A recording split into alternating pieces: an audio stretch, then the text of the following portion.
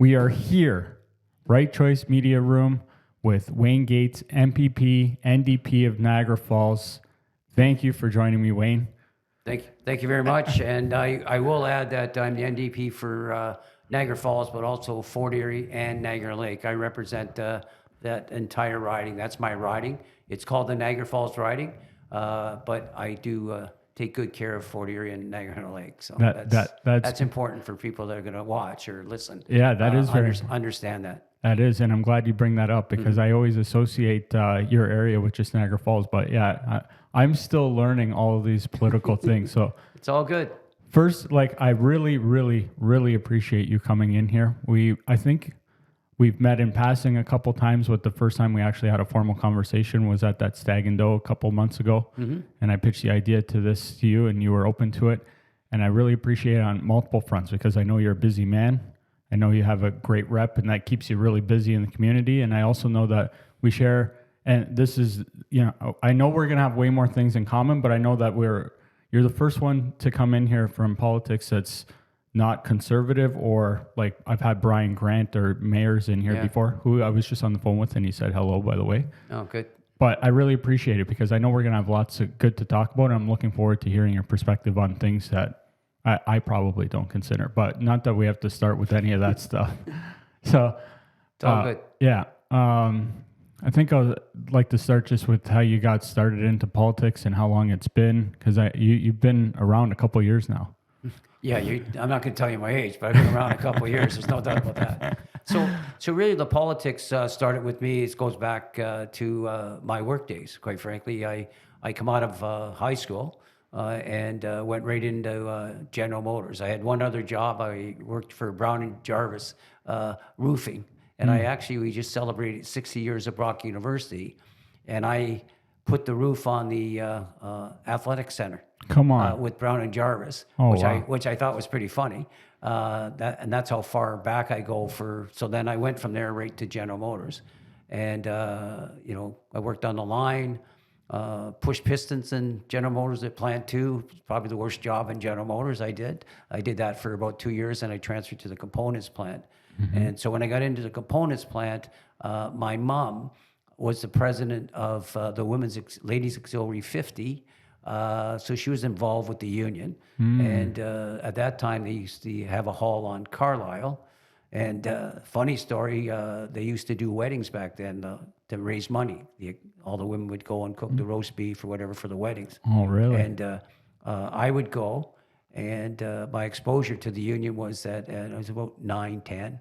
My exposure was that I used to do the dishes. And they wouldn't feed me until all the dishes were done. I remember that. That used to happen almost every Saturday. But getting back to GM, so when I went to the components plant, I understood the union, so I decided to run for a committee person. Mm-hmm. And I ended up getting elected. I worked steady midnights in that plant for over 20 years. Wow. Yes. So it was a lot bigger back then than it is now. Well, I had about 9,400 people work there then. Wow. The components plant had 4,000 employees. And so that was really my first exposure to politics because at that time it was the UAW. Without aging myself, it goes back a ways. It was the UAW, and they used to have a program where you could apply to go to Port Elgin. And you go to Port Elgin, and part of that was to talk about politics and how important it is for workers to be involved with politics, because every decision made by government, maybe not everyone, but certainly a lot of them, will affect workers, their families, and our community. And so that got my first exposure. And then I did that for about 20 years, and then I decided, I'd like to try something a little more in the labor movement, a little higher in responsibility. So I decided to run for president of the local union. Oh, wow. And at that time, a lot of politics in the union. I believe they it. had what they called a Blue Slate Caucus, which had kind of controlled all the elections for close to 30 years. And I was running against the establishment as an independent.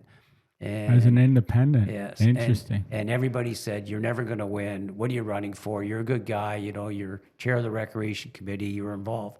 But they're not going to vote for a guy that doesn't belong to the Blue Slate Caucus. And I ended up, I took offense to that, and I worked a lot harder than I would have. Nice. And I ended up winning. Nice. And then as president of local union, I was bargaining collective agreements, I was doing arbitration, but I was also talking a lot about a lot of issues when it came to, at that time, they supported just the NDP. I mean, times have changed over the years, but they just supported the NDP. So you got, again, go to Port Elgin, you talk about it, and as president, people start listening to you a little more because you have a bit of a title. And who was this that you're representing as president? At that time, I represented General Motors. Yes. I participated in their collective bargaining. Gotcha. But also it was an amalgamated local, which meant that at that time, we had 21 other units. People might be surprised with this that are listening. We represented Brian Cullen Motors, John Bear, Dealerships as well. Aya Frady. We had First Ontario, the bank. We had Coots Library, which was in Niagara Falls. We ended up organizing Pleasant Manor. I bargained Pleasant Manor, which is a long-term care facility down in Niagara-on-the-Lake. All these fell under the same umbrella. Yeah. Interesting. I bargained their agreements. We had dealerships out in Beansville, I think it was, Ford dealership there. Wow. Yeah, so that really kind of got me into understanding that you have to bargain, and obviously you're trying to get what you can for your members. Make sure try to get an agreement that will be ratified, because you always want to have high ratification votes when you bring back an agreement to the members. But it taught me that you had to work with everybody. You can't, it's one thing to walk into, I know you're on a podcast, but it's one thing to walk into a bargaining process and all you're doing is banging the table and swearing at the guy, and then you're going to him, but I need this at the bargaining table. So I learned that you have to respect the position of all parties. Yeah. It doesn't mean that I didn't swear the odd time, because I did. Of course. Did bang the table a few times, but I also understood that, you can't do that all the time. People lose respect for you. So that's part of the process of politics. And then I met my wife now, Rita, and we moved to Niagara Falls. She's Italian, and I didn't know at the time when we got married that Italians have to be within 2 blocks of the entire family. So I ended up in Niagara Falls, and so I decided I had just come off being chair of the United Way, which we raised back then $5.9 million. I was the first person that was the chair of the United Way ever for 2 years, and so that was good, and people got to see my name in the community a little more. And then I decided to run for. At that time, I decided to run for MP against somebody that you'd probably know, or you should know, is Rob Nicholson. Very, very popular conservative MP. He was Harper's right-hand man. He was second in command. And you'll find this strange too, I became good friends with Rob, good friends with his partner, his wife, and his kids. And actually, I just did a Italian flag raising, and one of his daughters was there, and she come right up, give me a big hug, and I remember when she was like tiny, maybe 9, 10. So I ran against Rob, and I lost. Rob was very popular. That was on the federal level. But what happened there, the election prior to me running, the NDP had 4% of the vote in the election prior to me running. We ended up getting about 20%. So we established ourselves. And then the next time I ran against Rob again as MP. And again, I think we did really well. I always ran on almost the same issues. I ran on important to get good jobs for young people. Young people are our future. I ran on making sure that we take care of the environment. Ran on education, because I think education is important. And I stayed on that message every time I ran. In that election, you'll find interesting, because it's a big issue now. I was promoting interprovincial trade. At that point in time, I think it was 2002. Interprovincial trade, which the Conservatives didn't agree with at that time. Interesting. But I was saying we need interprovincial trade. It never made any sense to me that I couldn't sell from Ontario to BC or whatever. It was like that back then. Yeah, 23 years. And we're now slowly getting into interprovincial trade, which is really going to help my riding, particularly in the wine industry. And then I decided, I liked the politics thing, and I always said it wasn't about winning. It was about getting a message out. And I ran for regional council next. I ran for city council. Wow, you've been So- in the thick of it. But the story of that is Yeah. I ran with the same message. I ran against what I consider, I had nothing but respect for a conservative who was Rob Nicholson. When I ran for regional council, 3 people got elected. I finished 4th or something. And then I ran for city council. And at that time, it was a ward system. And unfortunately, they got rid of the wards and went at large. So we ended up with like 50 people running for council. And I would do extremely well, but I didn't win. Right. So to cut this short, because I don't know how long you want to talk to me. Listen, I can do this forever. I love it. Yeah. So I decided to continue to run, and my vote totals continued to go up. So what I took it as, and Rob did, because Rob gave me some advice. I know people listening today would say, Rob Nicholson give you some advice? He absolutely did. I can see that. And he did, and it was greatly appreciated.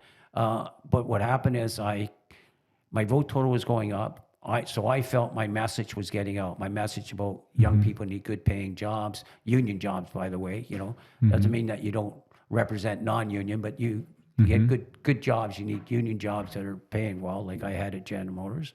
I stayed on education. I stayed on the environment, the things that I thought were really important. So it was going up. So I continued to run. Right. So I ran for city council again. And they changed the from a ward system where that's you got wards in the to an at large. And as far as I know, sorry to interrupt. Yeah. I think Welland still has a ward system. Do they not? Yeah, I think Welland still has a ward system. So different municipalities do it differently. At that time, Niagara Falls was one of the few that had a at large. Interesting. And so again, 40 some people ran. I finished 9th. And they take 8. They took 8. Oh.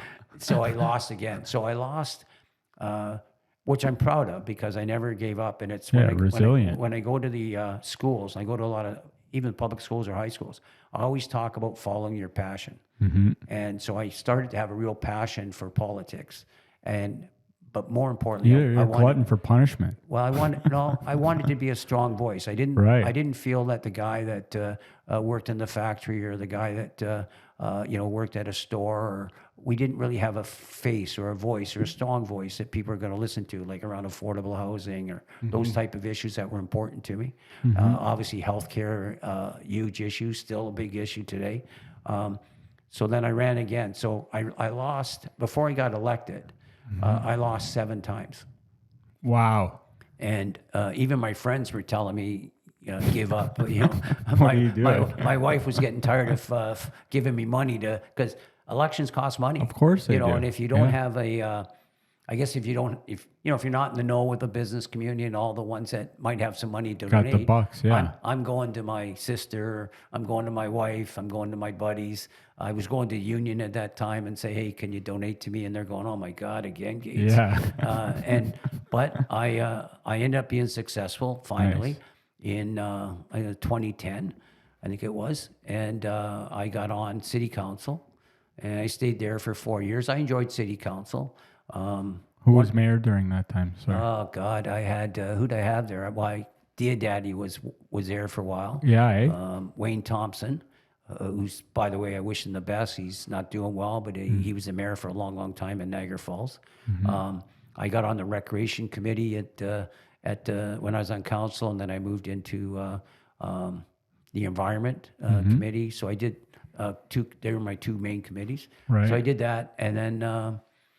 Tim Hudak became, who you're probably familiar with, became the opposition, I guess, and he was running an election where he wanted to get rid of 100,000 jobs, which would have been, teachers and people that I respected. And then Andrew Horvath, who was the leader of the NDP, started calling me and called me a number of times. Would you consider running for the NDP in Niagara Falls? And I said no a number of times.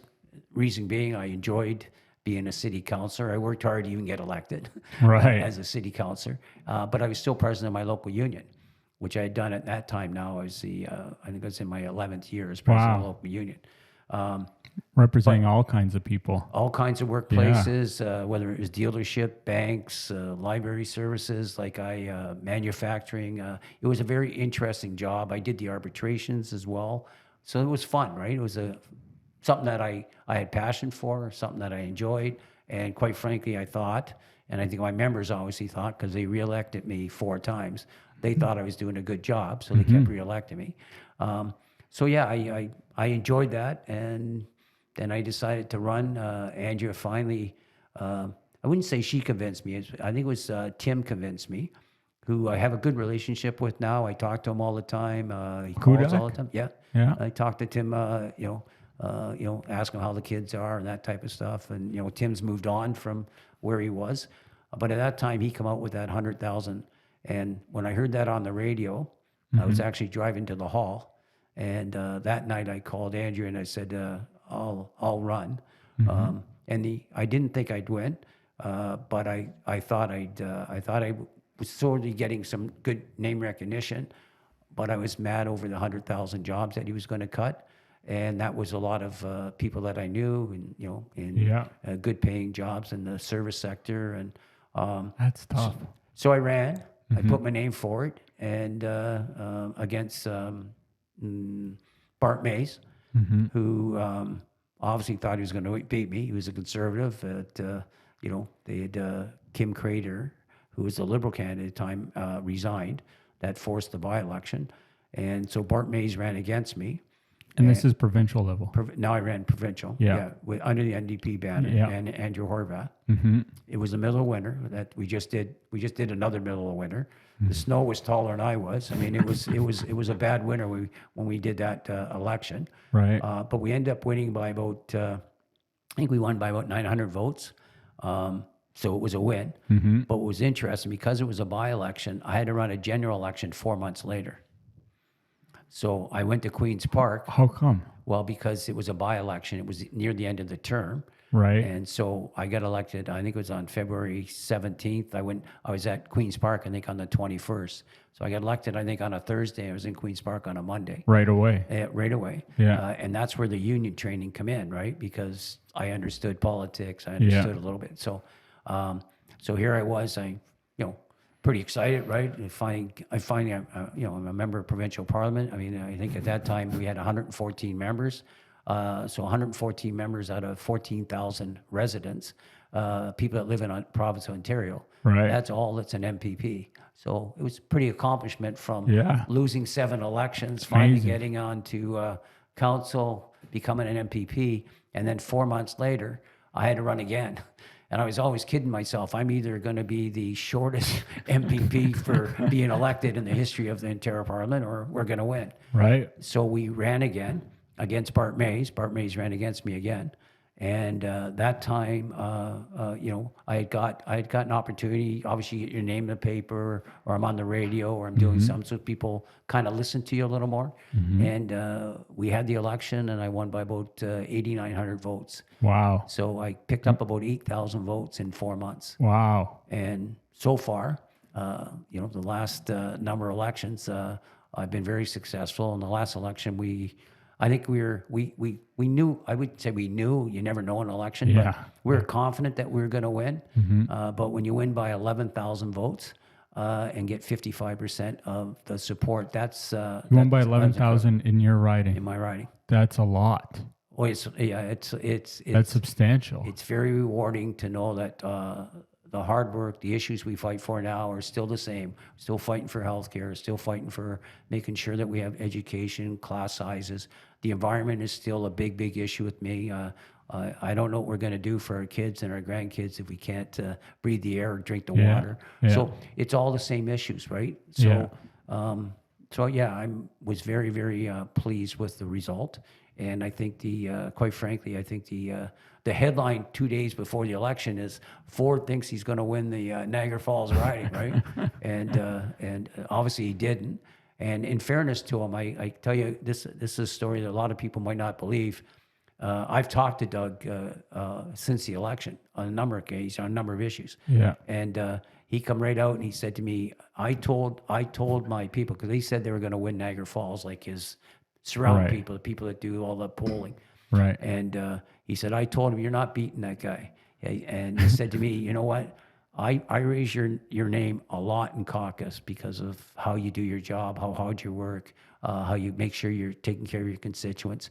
But he told me, if you watched last night's show, you might not like this compliment, but he did say that I reminded him of his brother, because his brother was really good with constituents and did constituent work. He had other issues, obviously. Yeah.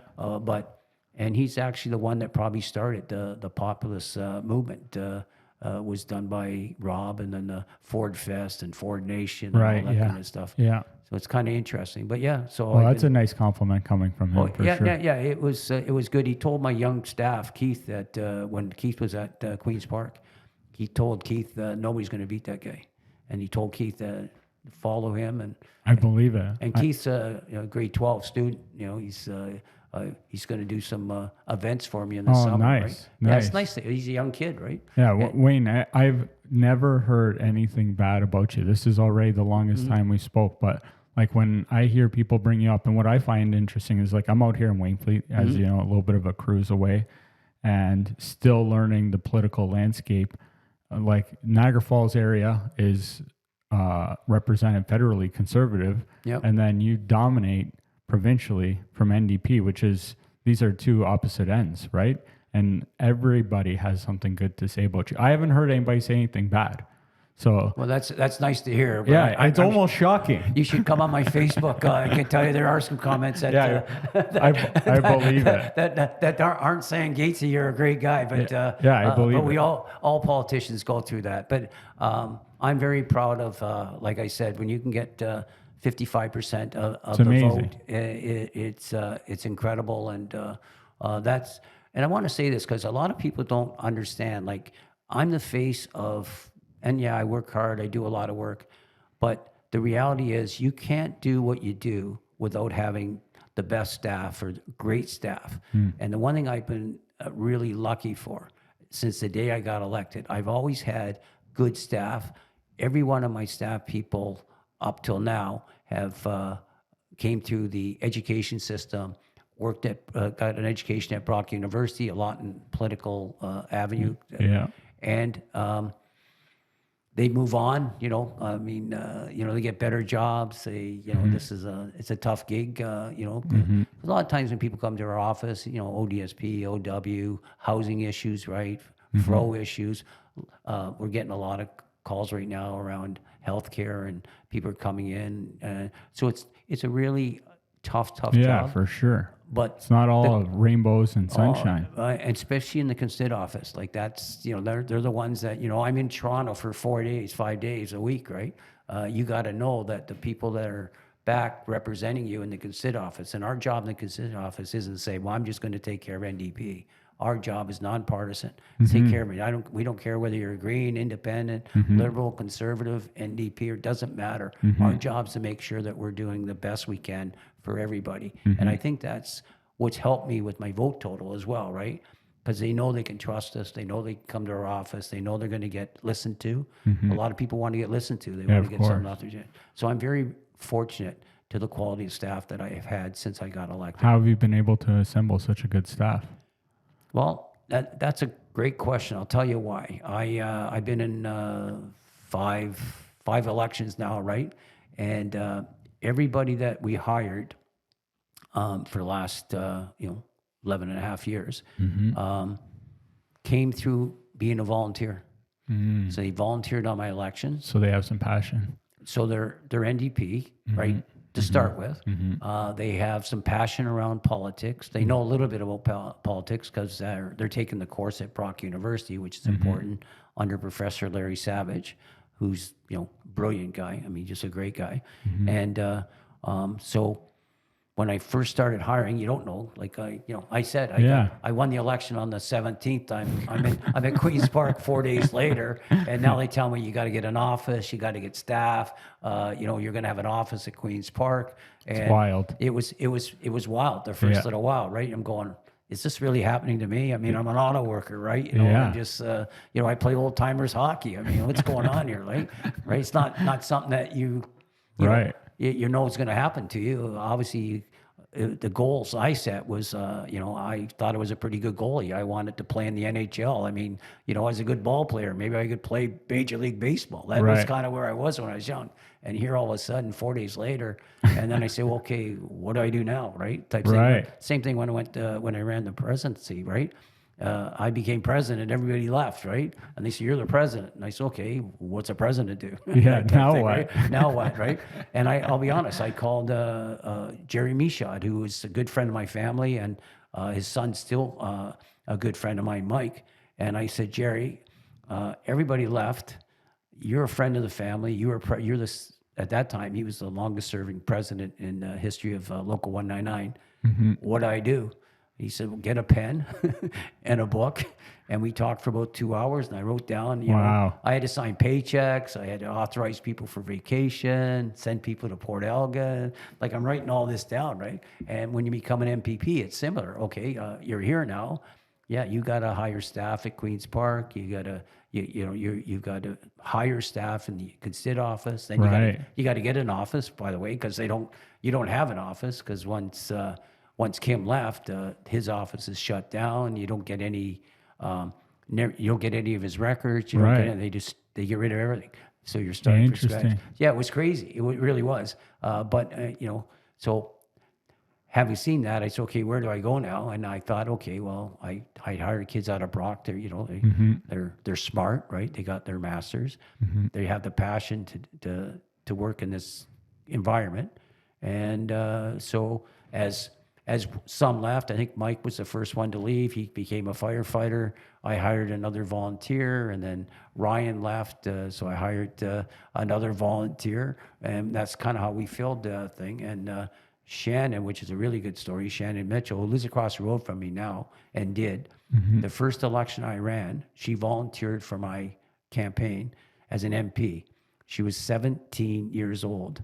She had to get the bus to run the campaign office. Like, we had From high school. The first time I ran, we had no money. We I think we raised $2,500 to run a campaign citywide. Yeah, if you come in and got a button, you get a button for your whoever. It could be Rob Nicholson button. They go, hey, here you are, here, right? Yeah. Well, you come to my thing, and if you grab the button, I put my hand on your wrist and say it's $2. True story. So we've come a long way, and in all these years, and we're proud. Like, I'm proud of what we've accomplished. I'm thankful for the support I get from my family. My wife is, if anybody, She's got patience. not only that. People might not realize whether you're an MPP or an MP or you're in politics. I mean, if you're city council, you're home. Like, you're still home. You're doing your meetings. You're home. You go to your events. But at night, you're at home sleeping with your family and stuff. When you have to go to Toronto, depending on how many weeks a year, you leave on Sunday. You come home either Thursday night or Friday. So that means your partner is taking care of the chores in a lot of cases, either around the house, or in our case, taking our daughter to dance, or some take them to hockey or whatever it is. It becomes a responsibility. So you really need the support of your family and the understanding of your family. Yeah. And that goes for your kids. Some have grandkids, obviously, and that they have to understand, well, how come Grandpa's not at the school play, or how come Grandpa's not at my graduation? Yeah. I'll miss my granddaughter's graduation once, right? Right. I'm in Toronto, so they're the things that. I think that's very valid to bring up, because I think a lot of people forget that the politicians are humans, and that there are lots of sacrifices go into doing it, for sure. Yeah, but I think the big thing is you've got to have a very supportive family, but more importantly, you've got to have the support of your wife or your partner, whatever you use, because they're the ones that a lot of this responsibility around the home now falls on, right? It's not it's not easy sometimes, right? And if Rita gets mad at me, it's you're never home, right? I mean, that's probably, and it's accurate. You can't say, oh no, I'm here all the time. It's she's accurate. So sometimes she may get frustrated. I'm sure other wives and partners do too. And you said, I don't know the schedule for Queen's Park. You guys are up there. What, like, today's Thursday, you're here.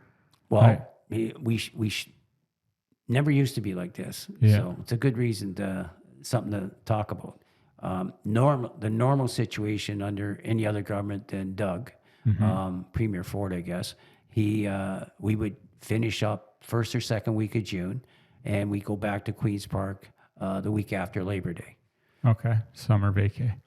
Yeah, that's kind of, but what they call it the barbecue time, where you show up at events, you do the barbecues, you go to events. Yeah. Under Doug, he doesn't like sitting at Queens Park, and so we finished. I think it was the 7th of June. We're not going back until October 20th. Oh, wow. And I've been. It's a long barbecue season. It's awful. Yeah. I'll be honest with you. Yeah. And the reason why I say that, I do. I work hard in the Constituent office. My staff works hard, but to get stuff done, or at least communicated at the level you need to get it done at, you got to be at Queens Park. You got to have the question periods. I sit on the governance committee. You got to have your committee hearings and go to your committees and talk about that on appointments. That's what I do. And those committees, sorry to interrupt, those have members from different parties, Yes, right? Yeah. yes. Because, these are all things I'm learning. I think that the average person doesn't understand a lot of the inner workings. And when I first found that out about committees, I thought that was fantastic, that they're not just one party trying to get whatever done, that they're spread out. So, But in fairness, all committees have more conservatives than they have NDP and Liberals. So it's tough to win votes a lot of times, but they're all covered on the Ledge channel. People see what your arguments are. the committee yeah. meetings are too? Yeah. Oh, interesting. Yeah, they're on the Parliament station, whatever it is on your TV. Yeah, and you probably see that's the time when a lot of stuff does get done. A little different with this government, that a lot of times they don't listen to committees. I put forward a motion. Just to give you an example, there's a lot of people that are now being appointed to committees, and some of these committees pay good money. Like, some are making more than MPPs if you're a chair, sometimes even a vice chair. Interesting. And so it's important to have the committee take a look who's being put on these committees. And so I put a motion forward the last Thursday of the sitting and said, well, let's sit during the summer. So we still get to see who's being appointed to these important committees, LCBO or whatever the committee is. And I thought it was a fair and reasonable. I said we can meet one day a month for 8 hours, or 2 days a month for 8 hours or whatever, to make sure, because I felt that who's ever getting appointed to these important committees should come to the committee and say why I'm going to be good on that committee. Why do I deserve to be on that committee? And the Liberal and myself voted for it. Conservatives turned down having meetings, and I just thought that was wrong. Yeah, I still do. It doesn't make sense. Yeah, listen, I'll tell you, even though I lean more right than left, it doesn't mean I agree with everything on the right. Yeah, so like that sounds like it makes sense to me for sure. I have a lot of people on the right that vote for me. Yeah, I believe it. I believe it because, I mean, it's a lot. When you're doing great things, you might be a better representative than the opposing person. Like, I'll tell you, I wasn't, Doug's conservative. I wasn't in support of him after everything he had done before. I definitely voted conservative in my riding because I like Dean Allison, but it's not that I vote for Doug, but I don't think he's a great representative for our province. That's me, but he's something interesting. He's actually in the riding today. He's in St. Catharines at 12:30. I think it's an announcement around a check for housing. Which is important, but the reality is the number one issue, whether it's in Niagara, which includes St. Catharines, Welland, Fort Erie, is the number one issue is healthcare. Yeah. That's the issue. So I was on the radio yesterday saying, Doug, if you're coming here, meet with Niagara Health. We got a crisis in healthcare. Our senior population is about 50% combined, like in the area. So he needs to come in and fix our healthcare. And they've got lots of ministers that come to our area. We need to fix healthcare. It's the number one issue in Niagara. That's interesting. He's here, and correct me, I made a mistake. Sam, Dean's federal. Yeah, Dean's. I know Dean well. Yeah. But that's interesting that he's here and working on that. Yeah, healthcare. I can't even imagine what kind of that is to work with, because everybody I hear says the healthcare system's broken. I'm very lucky where myself I have very limited interactions with it, like myself personally. I know people have been in it, but that's a tough thing. I imagine it's tough because healthcare is expensive. It requires a lot of people. It's super important to people when it happens. And it's something that, like, it doesn't generate income, right? Like, it's an expense. So I can't imagine what it's like to juggle that whole thing. Well, the reality is that we've underfunded our healthcare by $21 billion over the next 5 years. Wow. My issue is, and you're right, our taxes pay for our healthcare, right? Yeah. One of the reasons why we were a manufacturing powerhouse for years was because our publicly funded, publicly delivered healthcare, and it made it less expensive for manufacturers to build in Canada, open up a business here, compared to the States where it's private. So that was our advantage. But for me, it's about priorities. It's about where do we need to take the tax dollars and invest. I don't think there's a better place to invest or more important than healthcare. So when you take a look at what's going on in the province today, what are they talking about? They're talking about the Garden City Skyway. They've had a minister here this week. What's that one? It's going to be billions of dollars to build it. But my issue there is, okay, is the Garden City Skyway really a priority right now? And I would say it's not. They want to build a tunnel that's going to cost $1 trillion under the 401. Is that a priority for? From where to where? Well, just under the 401. I don't know. I'm not up that way, but it's. I would think the best thing you want to do something quick there is what you do is you open up the trucks to the 407, which is empty, and subsidize that at a lot less money than $1 trillion. Trillions, a lot of bucks. It's a lot of money, and who knows what's going to happen. But is that a priority for Ontarians? If you talk to Ontarians, I would say no.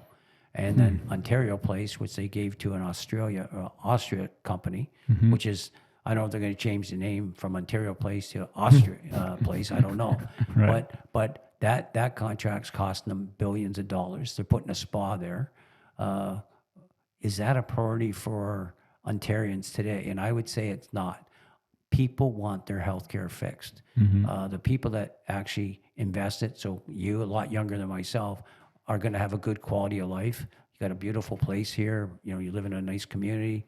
But we got seniors that need health care that can't get health care. We have seniors that go to urgent care centers in Fort Erie and they're shutting them down, right? So instead of putting that money into projects that we don't need right now, I'm not saying we don't need them. Yeah. What I'm saying Prioritizing. is let's prioritize. What's your priorities today? And the prioritize today should be about health care. It should make sure that Niagara residents are getting the health care where they need it, when they need it, publicly funded, publicly delivered. And that doesn't mean shutting down a urgent care center in Port Colborne, cutting services and surgeries out of Welland, shutting down the urgent care center. And what's interesting about that, you're sending everybody to 2 hospitals, more Niagara Falls than St. Catharines, because not a lot of people from Port Colborne are going to go to St. Catharines, but a lot of people from Fort Erie are going to go to Niagara Falls. We already have 14 million visitors every year come to Niagara Falls. Not saying everyone that comes, but there's a lot of them that are going to end up in an emergency room. Right. It happens. It happens, right? Yeah. You don't go away on vacation to get sick, but especially you do. the gorge, people being silly we've had down there. Lots of people in the gorge, and not the life-threatening ones that we hear about in the paper, but people are falling there, breaking their arms and all that stuff. It's a little bit tricky. I've been down there a few times. I went down there once. I haven't gone back. My daughter does the gorge all the time. She likes that. But type it's of tricky. Stuff. It's tricky. So I can imagine some tourists being in there not knowing the lay of the land. Yeah. For sure. But the issue is, so you're sending all this, because even Fort Erie gets 100,000 visitors a year, right? Whether they go to the fort, Crystal Beach, they rent the cottage. I mean, on the water is beautiful. So they're being sent to Niagara Falls. You have the tourists of 14 million coming to Niagara Falls. I don't know why other mayors are not saying, well, hold it. My obligation is to make sure the residents of Niagara Falls and Fort Erie, Niagara Lake are getting service when it comes to healthcare. And if you're sending everybody to one hospital where you already have long wait times, some of the wait times can be very, very long Could be 10 hours, could be 18 hours, whatever, depending on the day. And now you're sending more people into that system that's not working. I believe as a premier, what should be your focus? Your focus, if you're coming to Niagara, yeah, you can talk about the Skyway, you can do whatever you're doing, but the number one issue in Niagara, he's got to come and fix healthcare. Healthcare is responsibility of the Premier of Ontario. Yes, Niagara Health plays a role. Niagara Health, I believe, needs to be told how to run that healthcare system. Right. And people are scared in Niagara. You're a young guy. I mean, Yeah. you're not using the healthcare system as much as a grandfather is, Yeah. or even your dad. If your dad's still here, even your dad's going to need to go. They should get the healthcare they deserve. And we're a very rich province. We're the richest province in the country. Quite Over frankly, Alberta. we're the richest province didn't in know the that. country. Yeah, I don't know Alberta's stats, but I'll say, how about this? I'll fix it. We're one of the richest provinces in Canada. Yeah, we got a lot of and- resources. and Yeah. we need to make sure that our healthcare is being funded properly, and not doing projects that we don't need right now. Yeah, that's interesting. I find that really interesting. I agree with it. It's just, yeah, how does it happen? Like, is it prioritizing? It's all about projects. Yeah, I've spent a little bit of time recently. I mentioned to you, I run a real estate company, right? I make a lot of content. I'm busy, but politics before, I'll give you a little insight from me, didn't interest me at all. Like growing up, I didn't care about it, right? I'd see whatever on the news and I just thought it was a bunch of bullshit, right? Like I had no interest in it. But as I grow older, running my own company, being in the community, the part of politics I like is things like this, is talking to people that are doing it, not consuming it. Like anything I see on TV, social media, I brush it off because I don't know what's true, what's not, what kind of angle is being taken. So I never really put a lot of effort into it that way. But I really enjoy, I think the first politician I had was Leanna Villela. She's regional councillor. I'm sure you've seen her Yep. along. And she gave me a lot of exposure into how things are actually working on a local level. And then that's when I started to become more interested, is when talking to people about what's actually happening and learning more. So that's like what's led me into it. And I find a lot of it's pretty interesting. And with me, I like to learn about it, to learn how things are going. And one of the things I spent a little bit of time with recently, and I'm sure you've spent tons of time, but the things that was important to me was looking at what's happening with the money. And I looked at it like from municipal, Wainfleet level. I've looked at it provincial and federal, but I went to school for business, but I hate accounting. I'm in sales, not bean counting. So I can't tell you looking through that content is enjoyable, but it's interesting to try and look through it, because to me that's the big things. Like we have all these issues, but you got to figure out where the money's getting dispersed, right? Like I think a lot of things in the media, they spend talking about different things, but it comes down to the money. Where's it going and how's it getting used, right? So yeah, but only spending a couple hours on it, there's a lot there. Like you said, we're fortunate definitely in Ontario to have some resources that is good money. I don't even remember what the budget is provincially, how much we collect. I don't even remember exactly how it's collected. Do you know some of that stuff? I'm not. Do you know some of it, like how much money is collected? Like how does it go where? Well, I mean, you pay your taxes. That's probably one way for it's collected, right? Which ones? Well, I forget. Yeah. Yeah, I'm not going to list all the people. Yeah. We all pay taxes. We all pay provincial taxes. They get money. They get money from the federal government for healthcare. Yeah. The money flows from the federal government to the provincial government. They get this pie, and then they decide to spend it where they think they need it. And sometimes they don't. In my eyes, they don't spend it where it's needed to go, and that's my job to raise those issues. Exactly. So there's lots of different ways they get the money. But when they make the decision, it's about where they put their money. And that's I a lot. gave you some examples where I think not right now. Just 2 or 3 minutes, because Yeah, I know we'll we be back got- at St. Catharines for Yeah, because Oh. Doug Ford's coming. Yeah. Interesting. Yeah, yeah. Yeah, I just the financing part. It's yeah. There's tons. Yeah, I don't know if we're getting cut off here or what, but Well, we are because I've already told you that I'm more than willing to come back, but yeah, Doug's in town today, yeah. and One of the things I'll peel back to is I like the education thing. I think that's one of probably the biggest things I think that is overlooked. And I don't know so much personally from the schooling systems or anything, but I think that a lot of problems can be fixed through education. I think that money doesn't always solve the problems, but finding a way to educate people is a big solution to stuff. And I think that's probably a big challenge. The farther you are up the chain of control, like federal, provincial is getting closer, municipal, but when you're able to educate like in your own household, you can really help people, guide them down the right path. But the farther you get away from the person, like the federal government trying to help us, I mean, I don't think the education is as great coming down from there because there's just a huge gap. So I like that you have a focus on that. That's for sure. yeah, the federal politics is a different game, quite frankly, different responsibility than the provincial level. So I don't really know a lot about the. Yeah. I mean, we just had an election. We just elected ourselves a new prime minister. Quite frankly, and obviously everybody's trying to judge what he's like, how he handles himself, what's his priorities. All those things will come out. But provincially, I think education is one that needs more funding. I think education is one where we need to have our class sizes smaller. You can't have class sizes with 39, 40, 41 kids, and you have kids in that same class with autism or other stuff.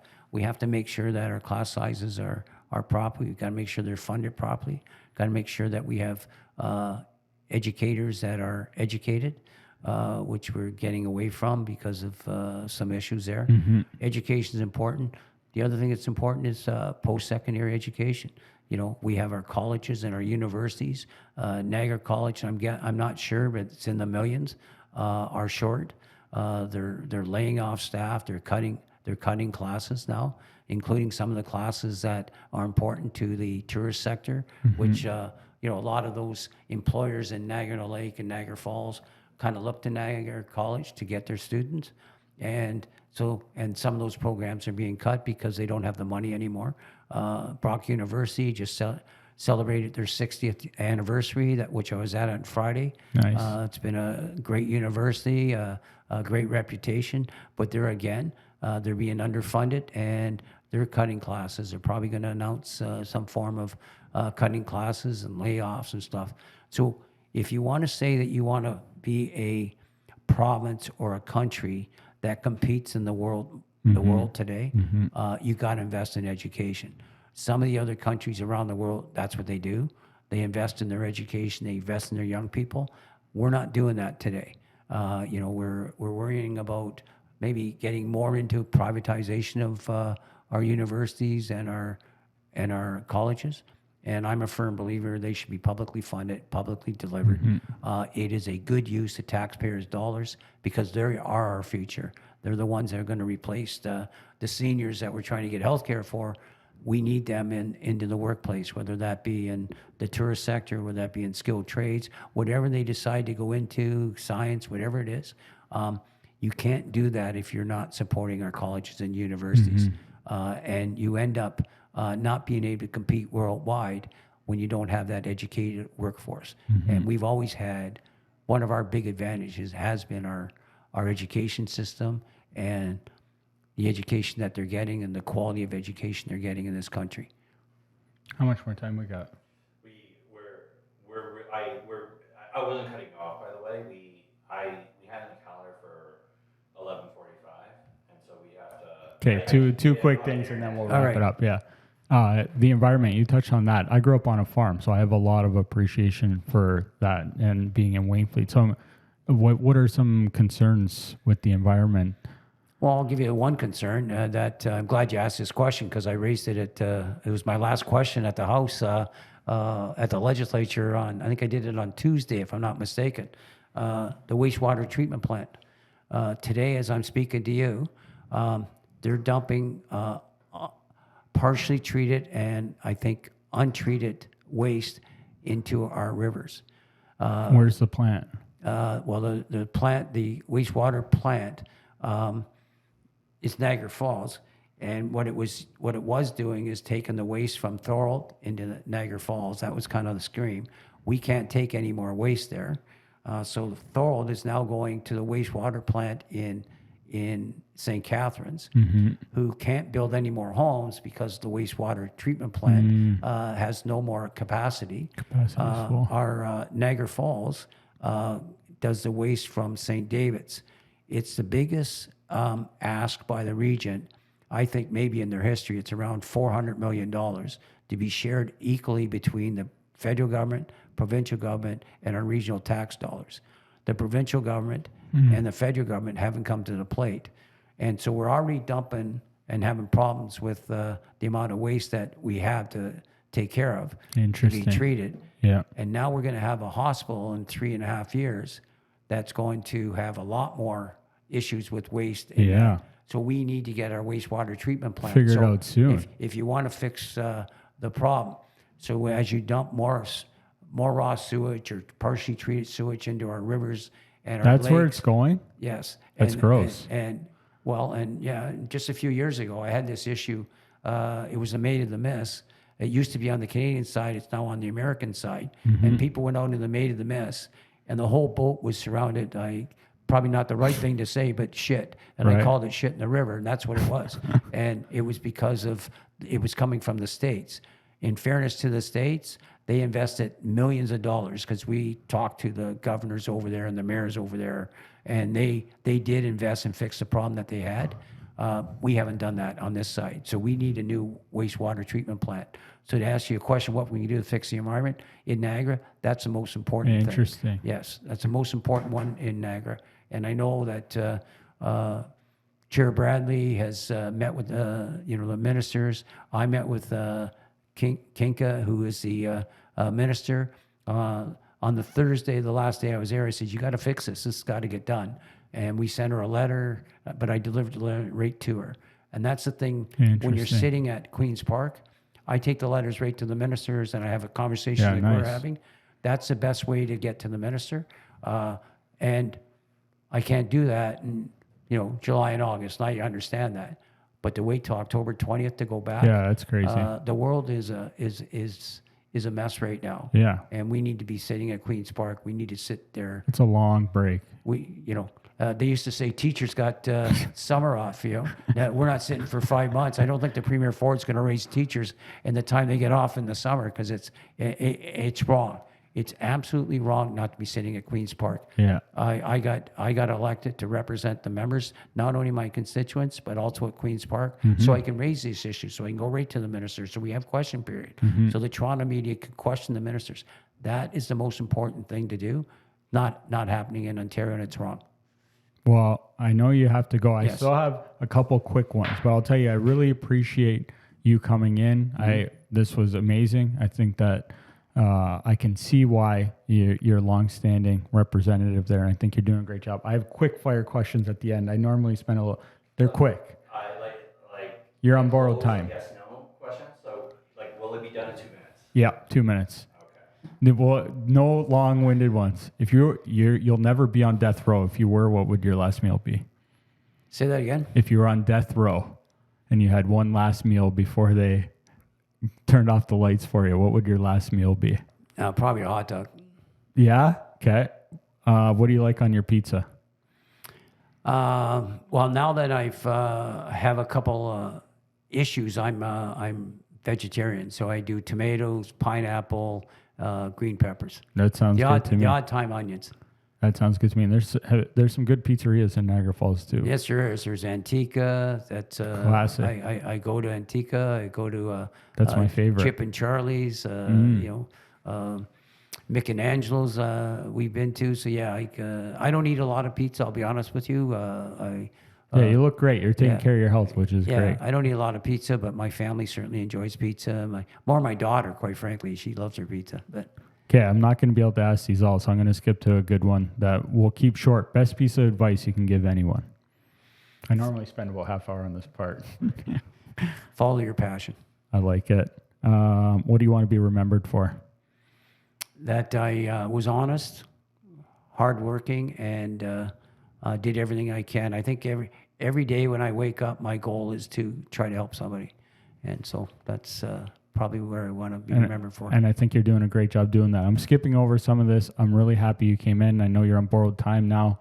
I hope we can do this again. It's great. I appreciate giving me the opportunity to talk to people on YouTube. Yeah, I appreciate it. And if people want to follow you along and leave nice comments on your Facebook or anywhere, where's a good spot for people to go? Just go to Facebook. Just punch in Wayne Gates. I'm on everything. Yeah. We do Twitter, Facebook, Instagram. I don't know how much we do on YouTube. I'll have to ask my staff, but yeah, just come and follow us. We love that. We got about 20,000 followers. Beautiful. We do a lot of our stuff on Facebook. Yeah. Well, I really appreciate you coming and doing this. Good luck today. I hope we can do it again. Thank you, Wayne. My pleasure. Thanks very much. Appreciate it. Thank you. Take care.